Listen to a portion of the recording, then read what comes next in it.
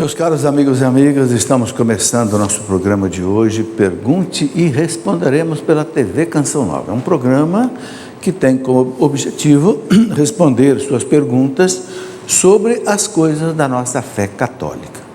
Às vezes chegam perguntas também que não têm ligação direta com a doutrina católica. Aí eu dou uma opinião que acata quem quiser acatar, ok?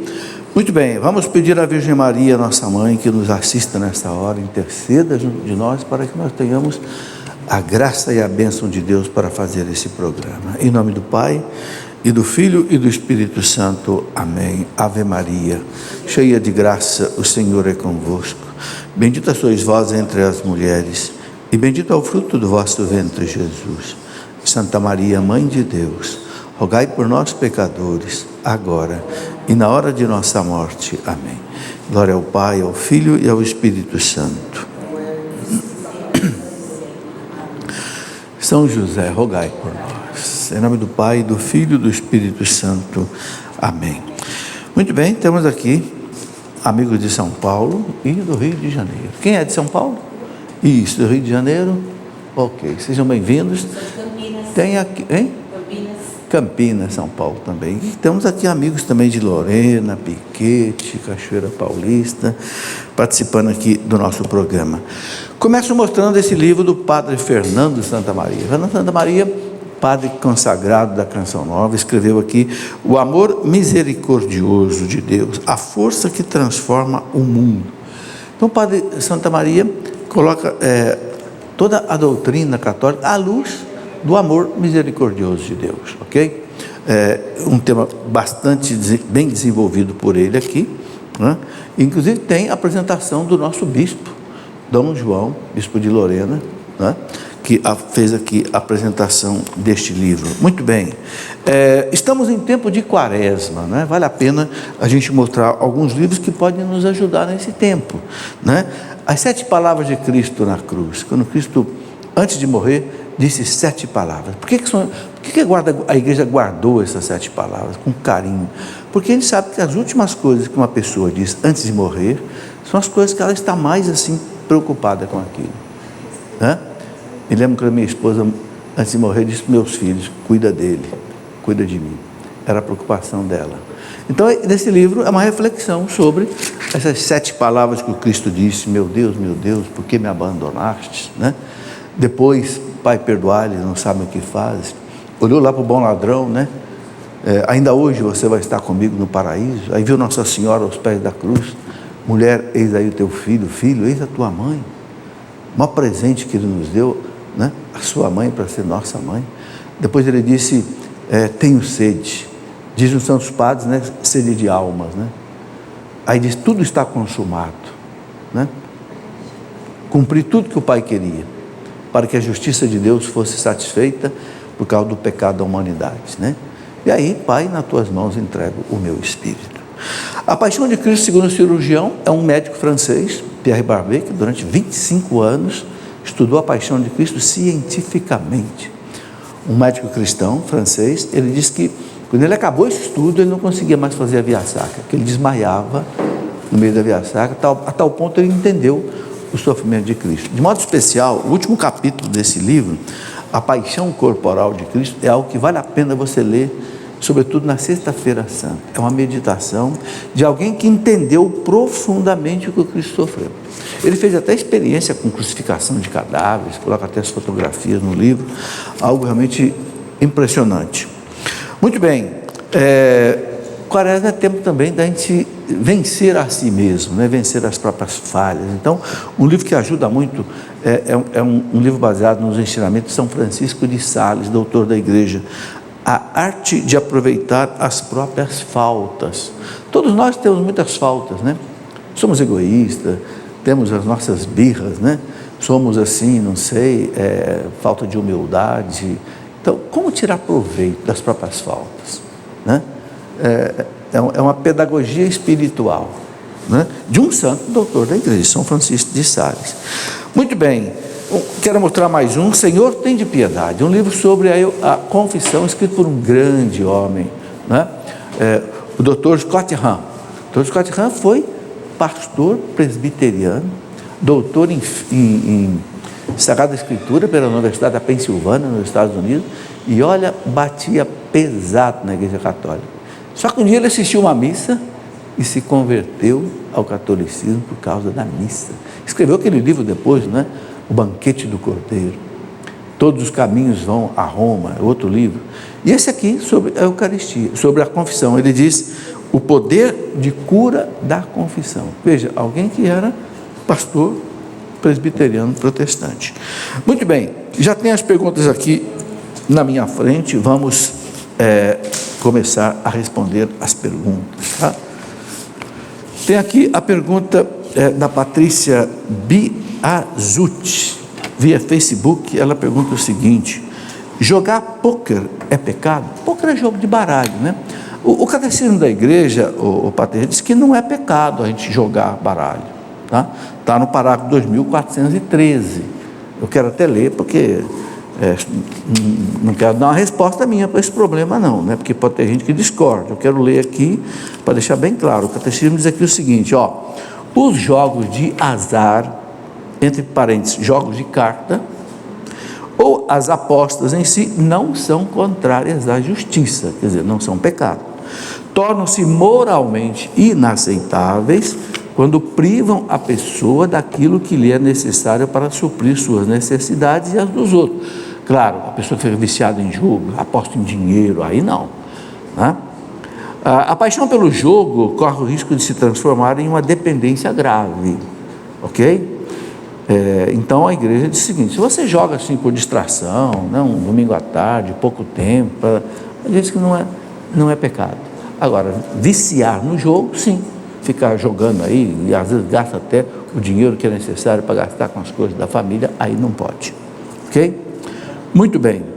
Agora, não vamos gastar também muito tempo com o jogo, né? E deixar de rezar, deixar de, às vezes, quem sabe, ir à missa, fazer uma meditação, ler um bom livro, vai ficar aí horas e horas jogando. Não tem sentido também, né? Ok? Cristiane pergunta o seguinte: quem vive uma paixão proibida está em pecado mortal e assim impedido de comungar? Ô Cristiano, você está falando que é uma paixão proibida. Se é proibida, é proibida. Eu não sei o que você quer dizer com essa paixão proibida. Eu queria aqui colocar o seguinte: às vezes a pessoa é casada e fica apaixonada por uma outra que não é seu marido ou sua esposa. Não é pecado. O sentir não é pecado. O pecado é o consentir. A gente não domina o coração. O coração é meio incontrolável, né? É meio rebelde. Mas a razão tem que controlar o coração. Uma coisa é eu sentir uma atração por alguém, outra coisa é eu ir atrás de alguém, telefonar para alguém. Aí não pode. Aí já é infidelidade conjugal, entendeu? Então, pode acontecer de uma pessoa que é casada tal, sei lá, se encante por a outra. Agora, corta, né? Na razão, faz a razão dominar o coração nessa hora, tá? Porque aí, senão cria uma paixão proibida. Muito bem.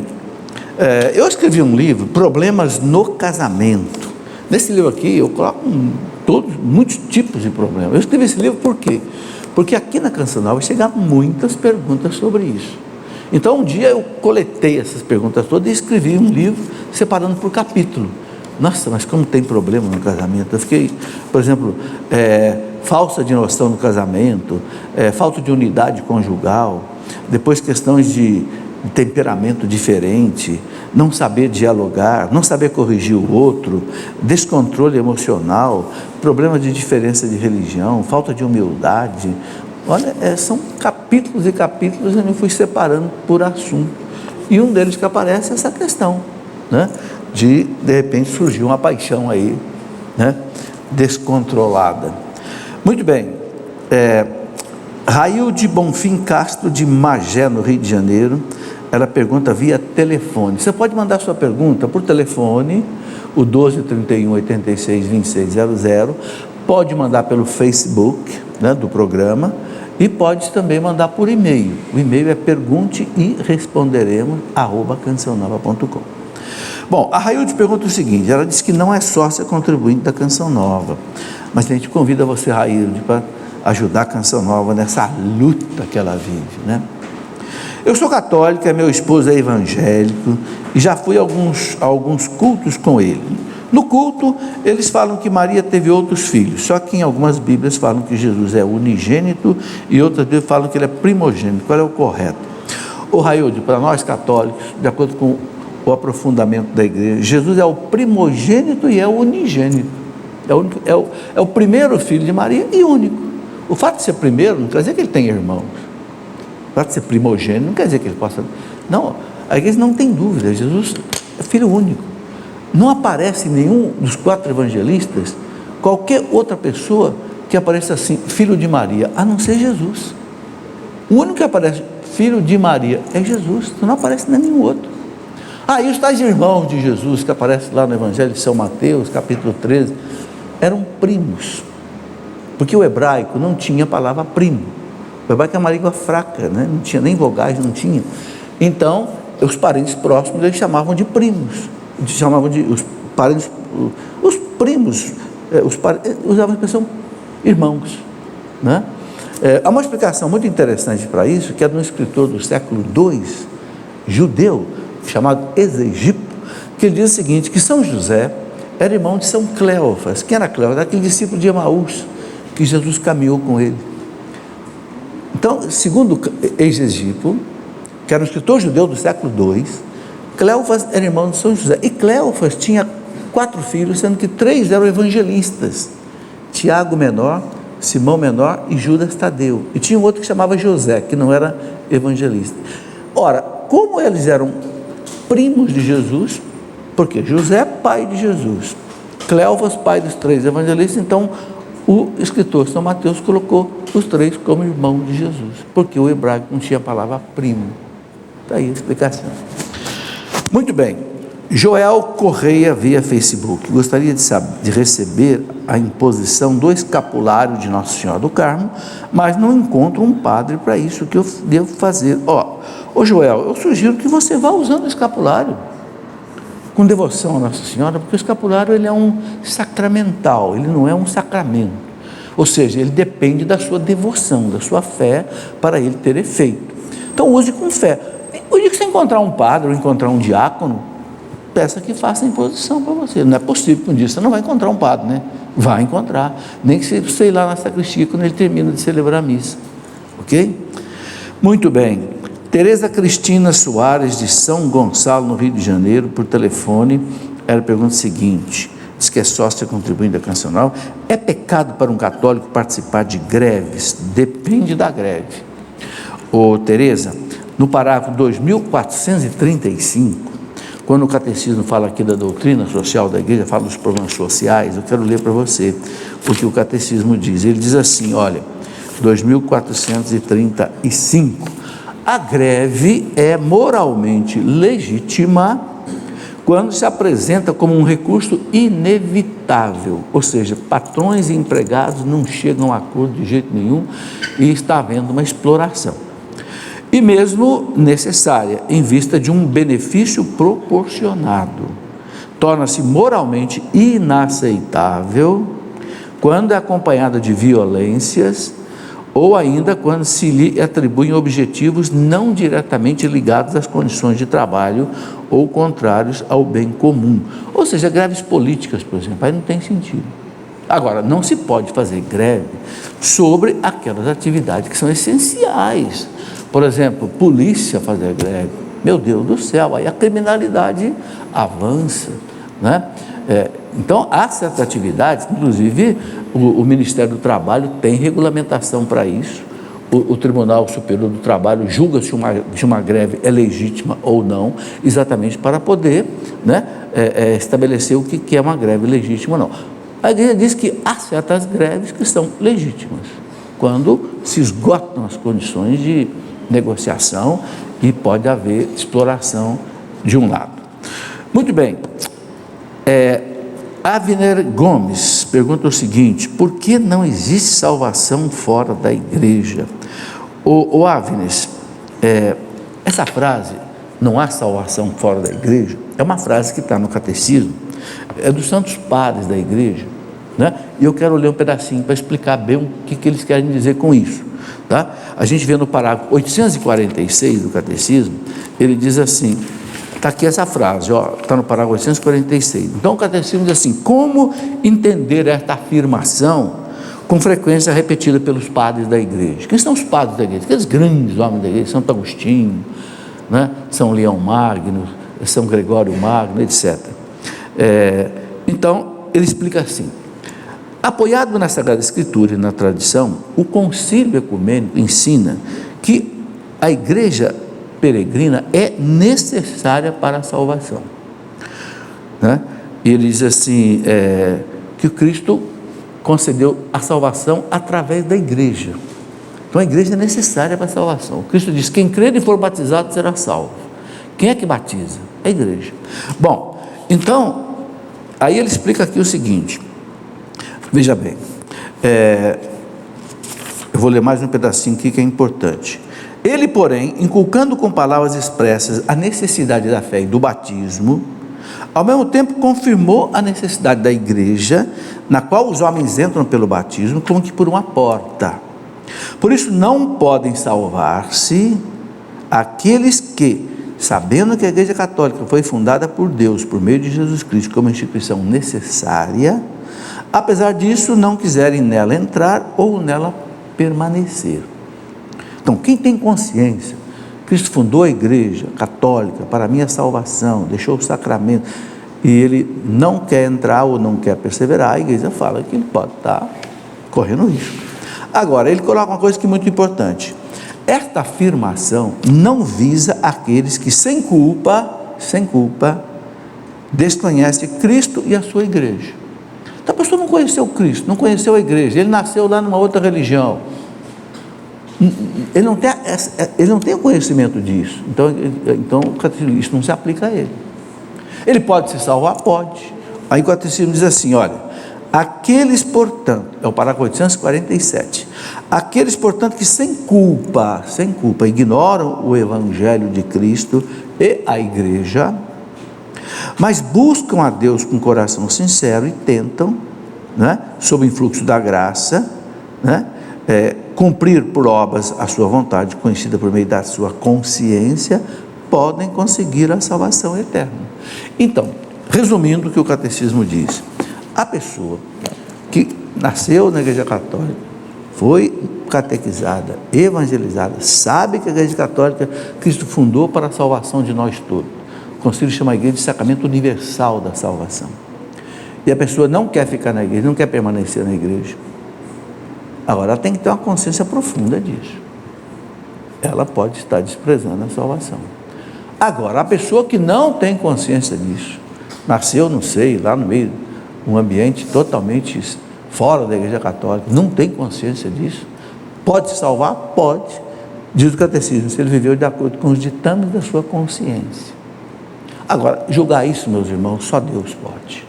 Ninguém pode dizer quem é que se perde e quem é que não se perde. Só Deus pode dizer. Tanto é por isso que a igreja nunca disse o nome de uma pessoa condenada.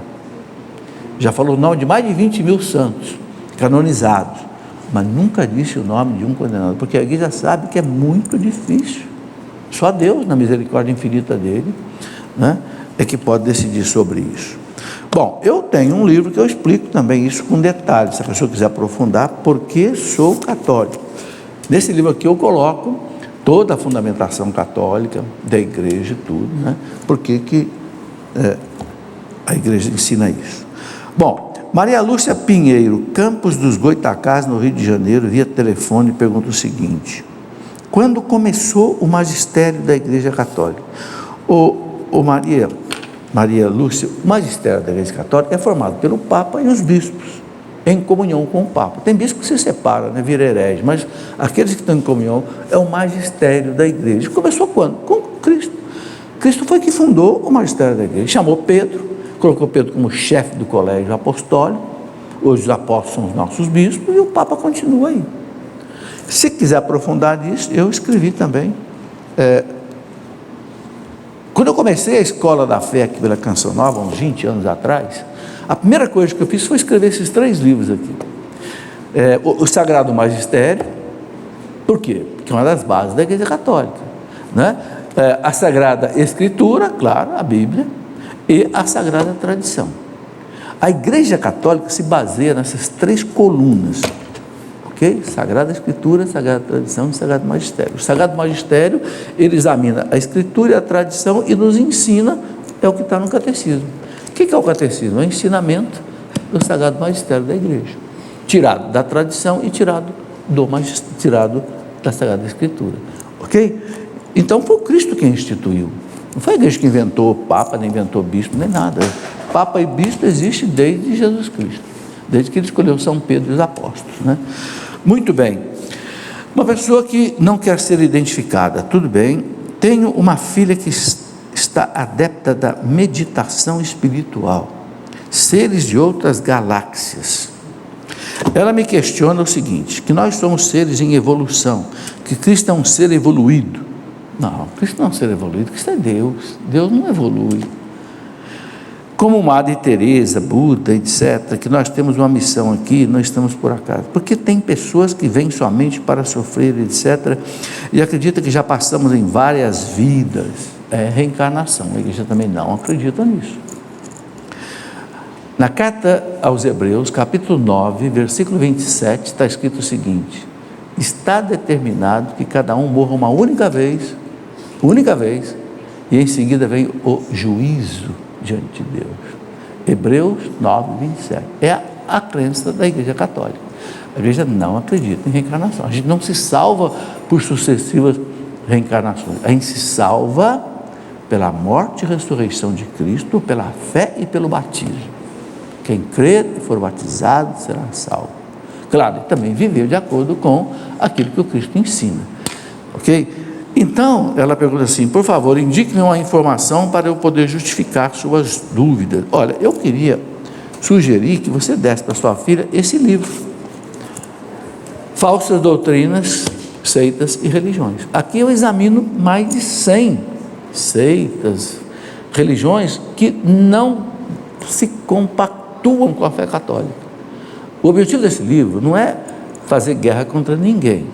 Inclusive, esse livro não é nem meu. Eu organizei mais de 100 artigos escritos por D. Estevão Bittencourt, que era um monge, né, sábio, douto e santo, que morreu com mais de 80 anos de idade. Tanto é que está escrito aqui org quer dizer organizador, né? Aqui ele examina tudo, todas essas coisas, espiritismo, budismo, shintoísmo, seishunoye, blá, blá, blá. Por que não bate com a doutrina católica? Entende? Qual é a oposição que existe? Então, é um livro que esclarece a pessoa que quer ser católica. Ser católico, você tem que ser católico, não pode misturar com outra coisa. Nós respeitamos quem quer ser, qualquer de outra religião, respeita. É a liberdade religiosa, liberdade de consciência. Nós temos que respeitar. Agora, é preciso orientar os católicos. O que é ser católico? Quer ser católico? Quer ser católico. Você não vai encontrar um cara que torce para o Corinthians e para o Palmeiras ao mesmo tempo. Não vai encontrar. Ok? Porque não é compatível. É a mesma coisa a religião. Entendeu? Tem que definir uma religião e viver nos limites daquela religião. Muito bem. Temos aqui a pergunta da Erenilce da Silva Barbosa, de Maricá, no Rio de Janeiro. Ela pergunta o seguinte: existe um decreto do Papa Bento XVI proibindo usar o nome de Javé na liturgia? Existe. Bento XVI pediu para não usar o nome de Javé em cantos por quê? Respeito aos judeus. Os judeus não usam o nome de Javé. Mas olha, eu vou na missa aí e vejo lá o povo cantando: escuta, Israel, teu Deus Javé vai falar. Não use Javé. Bento XVI disse para não usar. Então põe: escuta, Israel, meu Deus vai falar. Troca o Javé por Deus. Eu tenho esse documento do Papa Bento XVI guardado comigo no meu computador. Ok? Quem quiser ver, eu posso até mandar. Eu acho que por falta de conhecimento, muita gente coloca nos cantos da missa. O Papa pediu para não usar a expressão Javé nas nossas liturgias, nem no canto e nem nas orações. Muito bem. Tassilene: se uma pessoa não quer ter filho, seria mais aconselhável não se casar? Sim, Por quê? Porque um juramento que a gente faz no altar quando casa, daqueles 3 juramentos, aqueles 3 sim que o casal diz, o terceiro sim: vocês prometem receber, acolher os filhos que Deus lhes enviar, educando na fé do Cristo da igreja? Sim. Casamento é para ter filho. Tanto assim que um casal que não pode ter relação sexual, porque não sei, tetraplégico, uma coisa desse tipo, né? Não pode casar. Por quê? Porque o casamento ele é consumado no ato sexual. Por quê? Porque é o ato sexual que gera o filho. Ok? Então, se um casal não quer ter filho, então ele não deve se casar na igreja. Porque ele vai ter que fazer um juramento. São 3 juramentos, né? Vocês querem se casar? É de livre e espontânea vontade? Sim. Vocês prometem fidelidade uma à outra por toda a vida? Sim. Vocês prometem receber os filhos? Sim. Aí não fecha para os filhos. Então você não está cumprindo. Isso faz com que o casamento se torne nulo. Por quê? Porque você deixou de cumprir uma exigência do matrimônio. Muito bem, então essa foi a pergunta da Tacilene. Ok, vamos fazer o intervalo? Depois eu vou responder as perguntas que chegaram por e-mail. Espere, você vai ver que o nosso intervalo é muito rápido, porque não tem propaganda. Muito bem, de volta com o nosso Pergunte e Responderemos. Estamos no aniversariante aqui de Campina Grande, na Paraíba. Mostra o homem ali, ó. Ali, ó, parabéns. Quantos anos? 49. 18? 49 primavera. Tem muito feijão para comer ainda, né? Se Deus quiser. Deus abençoe você e todos os aniversariantes de hoje, né? Que a graça e a bênção de Deus seja com vocês, ok? Muito bem, eu quero mostrar aqui esse calendário da Canção Nova, ok? A Canção Nova faz um calendário todo ano, né? Claro, você sabe, um calendário desse aqui custa pelo menos R$10 para ser impresso, para pagar o correio e para pagar também a contribuição que você faz para a Canção Nova, ok? Por que esse calendário? Você sabe que a Canção Nova é obrigada, como todas as televisões, a passar do sistema analógico para o digital. Analógico é um sistema antigo, eletrônico, agora passa para o digital. Isso custa muito dinheiro, né? Por exemplo, essas câmeras que estão vendo aqui, tem que trocar tudo. As torres que mandam os sinais para os satélites, tem que trocar tudo, porque muda o sistema operacional que manda esses sinais, ok? Então a Canção Nova oferece esse calendário a você e pede uma contribuição, você contribuir. Então aqui, se você quiser esse calendário, tem aqui a agência do Banco do Brasil, que você pode fazer a sua doação. A agência é 3358-8, né? 3358-8, e a conta corrente 5598-0, ok? Você ajuda a Canção Nova nessa luta gigantesca que custa milhões de reais de passar do sistema analógico para o sistema digital, para que a televisão não saia do ar, entende? Então o Brasil inteiro está convocado a ajudar nessa campanha. Muito bem, eu quero lembrar também que vamos ter aqui, dia 25 e 26 de março, um encontro para homens e para mulheres. Deixa eu explicar. Para mulheres vai ser no auditório da Canção Nova, que são só 500 lugares. Então tem que reservar, tem que fazer a inscrição.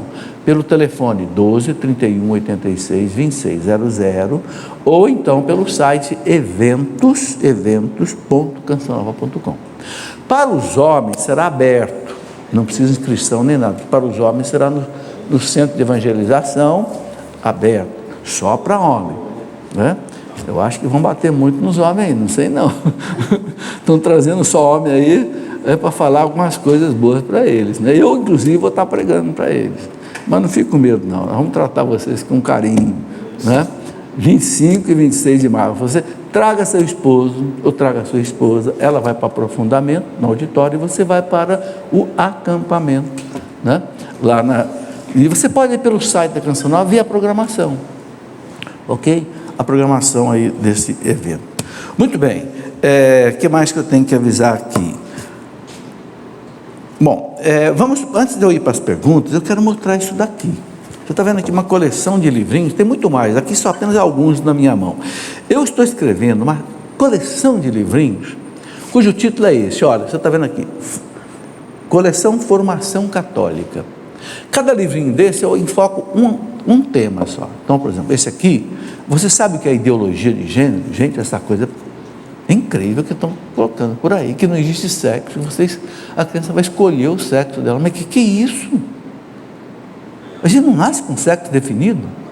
O catecismo da igreja diz assim, que a gente tem que respeitar, aceitar o sexo com que nós nascemos com ele. Ok? Mas aí inventaram agora uma coisa chamada ideologia de gênero, que a igreja não concorda. Você sabe o que foram as cruzadas, aquelas cruzadas, né, para libertar o Santo Sepulcro, que estava sendo destruído pelos muçulmanos, por volta do ano 1000. Você sabe o que foi o caso Galileu Galilei, né, que dizem que morreu queimado na Inquisição? Não foi nada disso, né? O caso de Joana d'Arc, outro caso da história da igreja também. Qual a importância da oração na nossa vida? Enfim, uma série de livrinhos. Você conhece o poder do sangue de Cristo? Por quê? Porque os católicos têm muitas dúvidas. Esse programa nós estamos aqui já tem 5 anos. Sabe quantas perguntas eu já respondi aqui? A produção levantou. Eu já respondi mais de 5.000 perguntas em 5 anos. Ou seja, uma média de 1.000 perguntas por ano. Por quê? Porque o nosso povo católico é cheio de dúvida. Deus disse pela boca do profeta Oséias, né? Oséias 4, versículo 6, o meu povo perece por falta de doutrina. Então isso daqui é para... Tem mais livretos, eu já estou mostrando apenas alguns, para ajudar o povo a tirar suas dúvidas, ok? Eu acabei de escrever um livro também, por exemplo, aqui, esse aqui, a Reforma Protestante. O que foi a Reforma Protestante de Lutero? Por que houve? Por que Lutero deu aquele brado contra a igreja? A questão das indulgências, dos príncipes alemães que apoiaram Lutero. Então a igreja perdeu 1/3 dos católicos. O que foi aquilo? Entende? Então é preciso a gente conhecer um pouco essas coisas, né? E por isso também eu tenho no meu site cleofas.com.br, uma escola da fé online, ou seja, é um curso de teologia à distância. Já começou faz 1 ano, nós temos aí cerca de 650 alunos acompanhando esse curso. O que é a matéria? Toda a teologia, né? Tudo aquilo que se refere à nossa doutrina católica, ok? A pessoa que se inscreve hoje, ela pode assistir todas as aulas anteriores. É aula todo dia, de segunda a sexta. É um vídeo que eu gravo de 15 minutos sobre a matéria, uma matéria escrita e uma matéria para você ouvir, gravada em MP3, sobre a doutrina católica.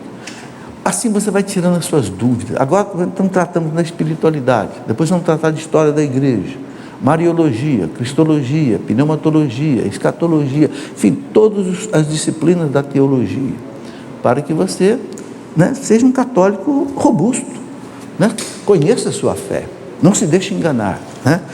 Muito bem, vamos aqui então responder agora as perguntas que estão aqui no nosso plasma.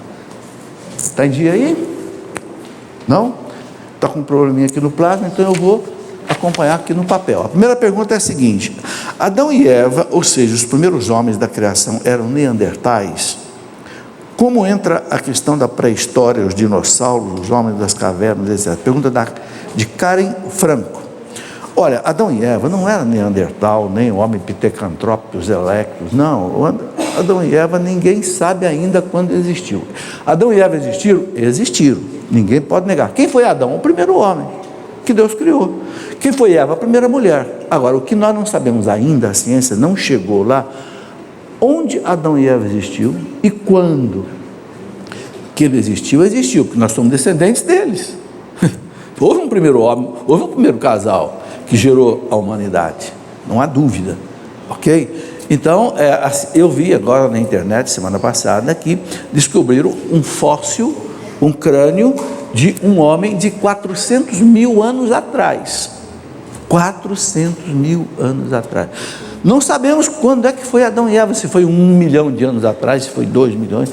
E a paleontologia e a arqueologia está estudando isso profundamente. Pode ser que um dia chegue na origem da humanidade, ok?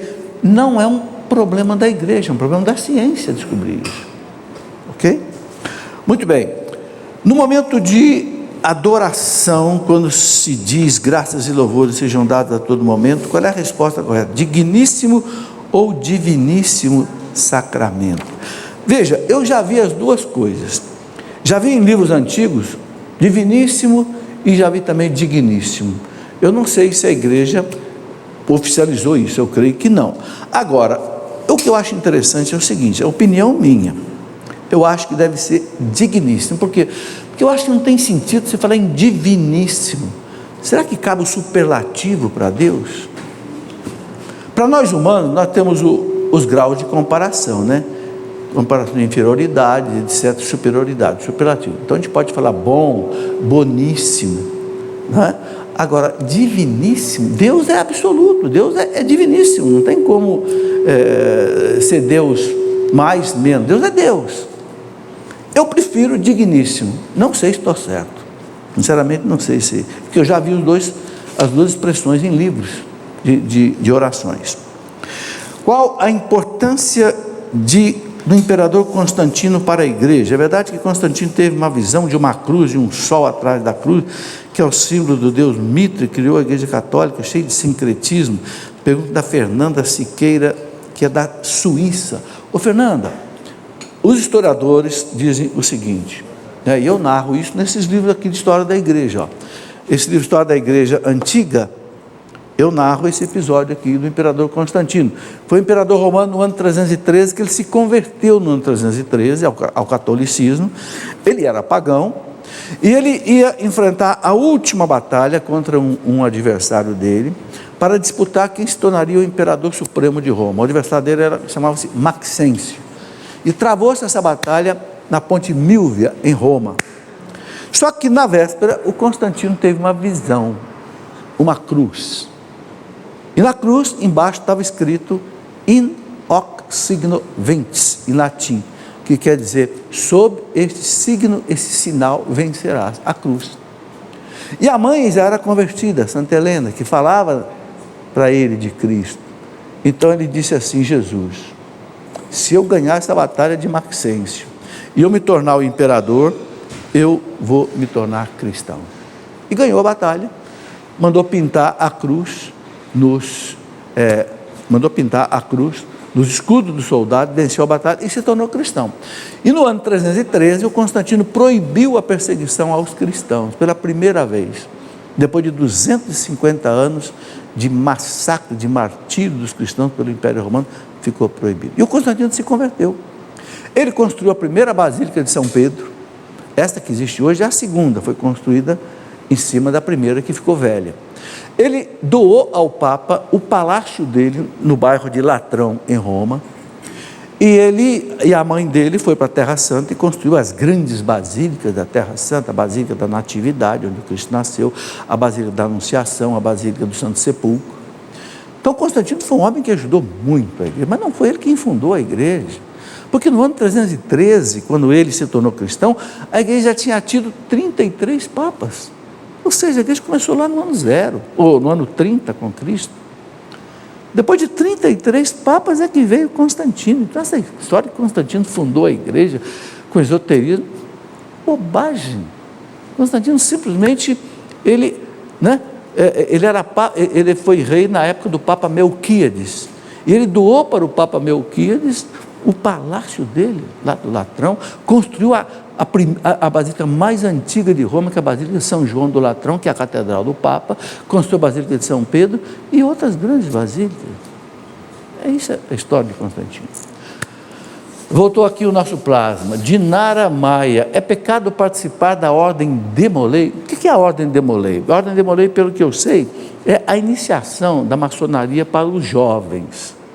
Agora, há um documento do Papa João Paulo II, do ano de 1983, que está em vigor, dizendo que o cristão católico não pode se associar a uma loja maçônica, sob pena de pecado mortal, não podendo comungar. Documento do Papa João Paulo II, de 1983, bem conhecido. Então, se o católico não pode se associar a uma loja maçônica, eu penso que também não pode o jovem se associar ao Demolei. Vamos lá. Ana Cláudia, São José dos Campos, São Paulo, pode-se receber o sacramento do matrimônio sem o sacramento da Eucaristia e do Crisma? Pode, Ana Cláudia. A única exigência para ser casado na igreja, receber o sacramento do matrimônio, é ser batizado. Porque o batismo não coloca a pessoa dentro da igreja, então tem que ser batizado. Ok? É aconselhável, claro, que a pessoa tenha feito a primeira comunhão, receba a Eucaristia, um dia de graça, vai começar uma vida de casado, vida que tem problema. Todo mundo que é casado tem problema com a esposa, com o marido, com os filhos, então precisa da graça de Deus. Então receber a Eucaristia, fazer a sua confissão, né? O ideal é casar dentro da missa. Esse é o casamento ideal, é um casamento celebrado dentro da Eucaristia, né? Mas a igreja exige, no mínimo, o batismo, ok? Pode passar. Orlean, filho, sou um bom pai, que bom. Se meu filho errar sempre, ainda assim o amarei e perdoarei.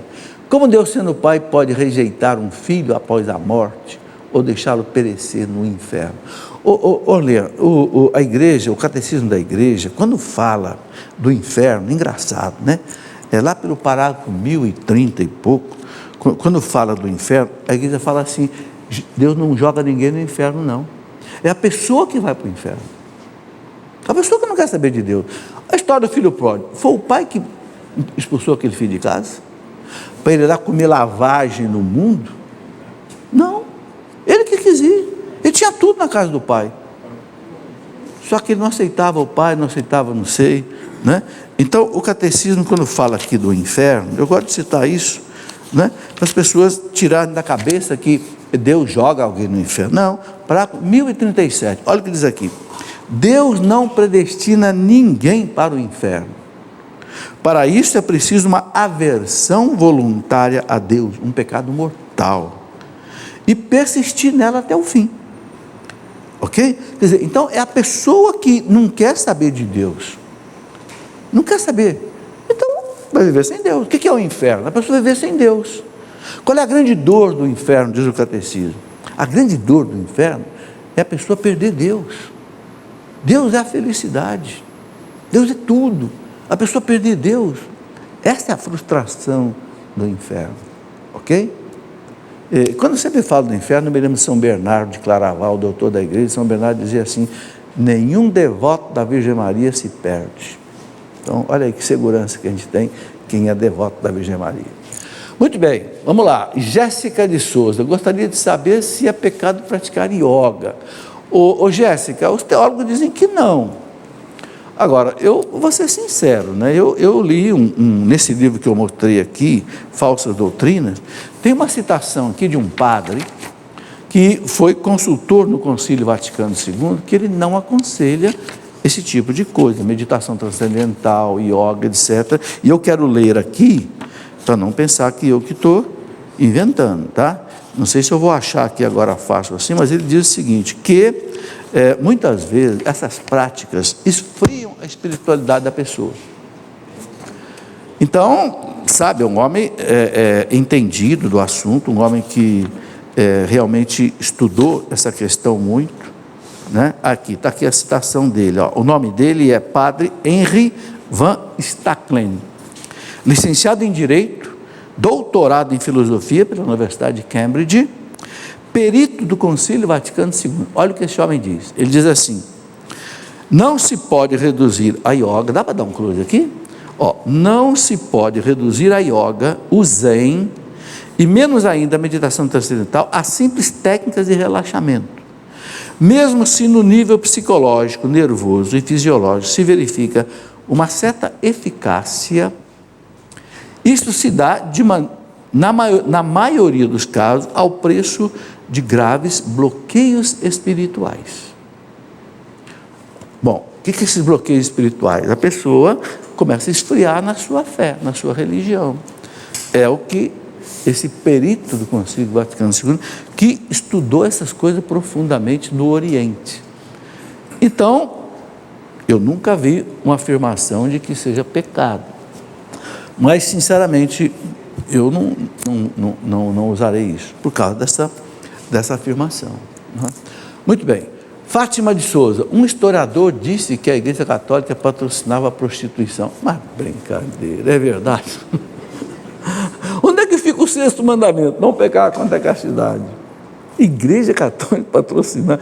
Gente, o que as pessoas mentem sobre a igreja, o que as pessoas inventam sobre a igreja. Agora, Ô Fátima, peça a essa pessoa que se diz, para te dar a fonte, o documento. Qual é o documento da igreja que fala que a igreja apoia a prostituição? De que ano, de que século? Qual foi o Papa, qual foi o Bispo, qual foi... Entendeu? Quer dizer, é tanta mentira com relação à igreja. Sabe por quê, gente? Bater na igreja da Ibope. Ninguém chuta cachorro morto, né? A igreja é muito viva, então... Vamos lá. Cristina Santos, eu namoro um evangélico, porém sou muito católica. E não vai dar certo. Algumas pessoas dizem que para dar certo o namoro, ele deve se tornar católico ou eu devo me tornar evangélico. O que fazer? Nenhum dos dois. Nenhum dos dois. Eu acho o seguinte, tem que respeitar a fé de cada um. Se você diz que é muito católico, você não pode deixar de ser católico. Você vai ferir tua consciência, tua fé. E ele é evangélico, convicto. A igreja aceita, até aceita o casamento, chamado casamento misto. O Código de Direito Canônico fala do casamento misto, né? Aqui, se você pegar, por exemplo, o cânon, eu tenho marcado aqui, né? O cânon, por exemplo, não, hoje não, 1124. O cânon 1124 fala de casamento misto. A igreja aceita celebrar o casamento de um católico com um protestante, ambos batizados, um batismo válido, desde que duas condições sejam observadas. Primeiro, a parte protestante não queira mudar a fé da parte católica. Segundo, eduquem os filhos na fé católica. Se eles prometerem isso ao bispo, a igreja aceita fazer o casamento misto. Agora, cada um respeita a religião do outro. Eu conheço um casal, um é católico, outro é protestante, ele vai no culto dele, ela vai no culto dela, e não misturam as coisas. Se respeitam. Onde existe o amor autêntico, é possível. Ok? Agora, é uma pedra no sapato. Por que é uma pedra no sapato? Porque o casamento, gente, é unidade. Sereis uma só carne. Deus disse para o casal, ser uma só carne, quer dizer o quê? Ser uma unidade. A religião é um ponto de união mais forte que existe. Agora, se vocês já estão separados na religião, quer dizer, a unidade do casal já começa a ficar difícil. Então, o ideal é o católico casar com católico e o protestante casar com protestante. Pedro Leonan, li um livro sobre o tema enriquecer-se. E está cheio de livro disso aí, ó. A livraria está cheia de livros, quer ficar rico, sete princípios para você se enriquecer. É pecado eu desejar ser próspero financeiramente? Não. Você sabe, a gente vai crescendo na vida, vai casando, aumenta a despesa, né? Se é solteiro, você gasta muito menos. Casou? Cuidado, né? Vai gastar mais. Tem supermercado para fazer, tem farmácia, tem médico, tem... Aí nasceu criança, mas... Então, você aumentar o seu ganho financeiro é uma necessidade.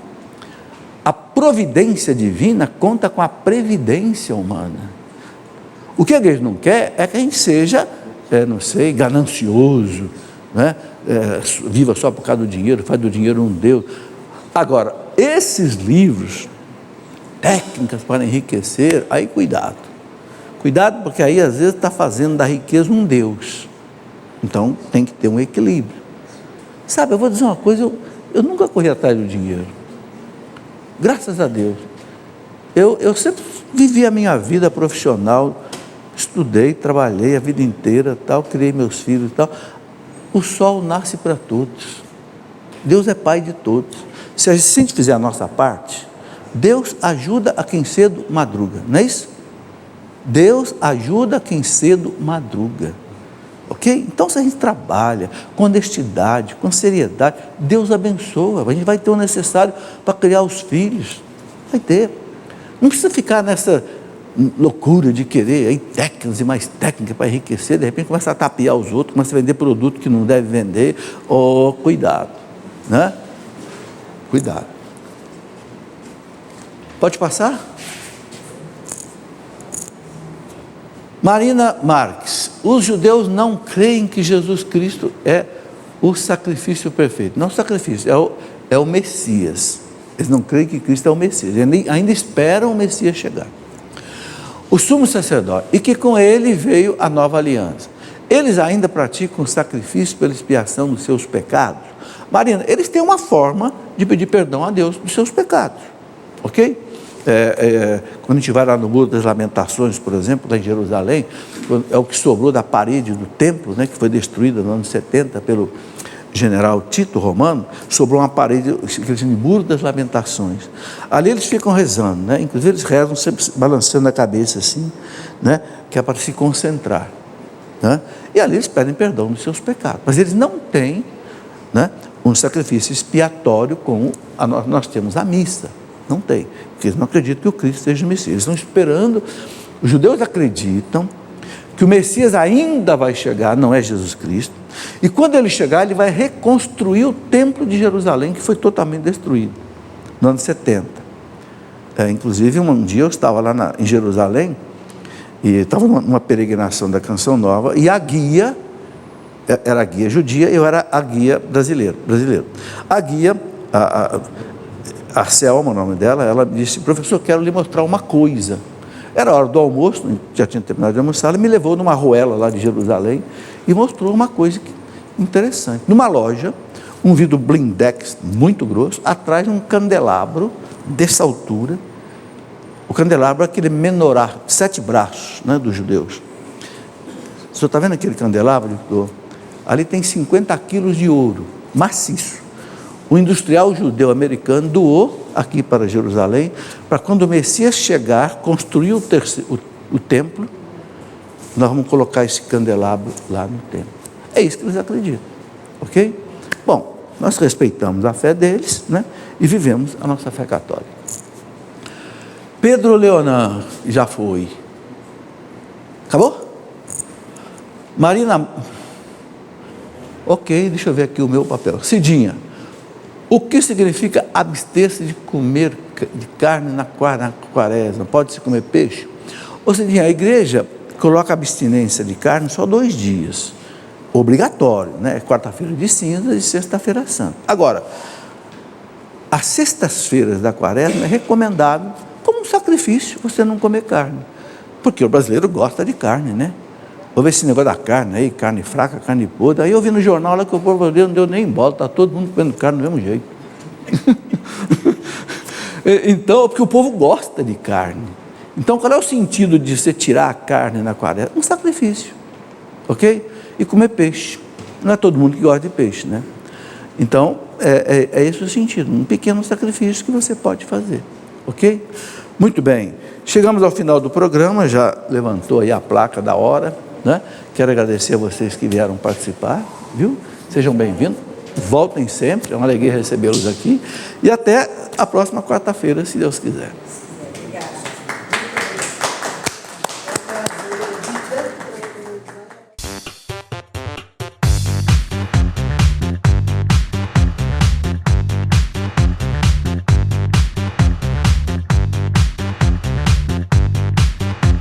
CançãoNovaPlay.com. Assine já!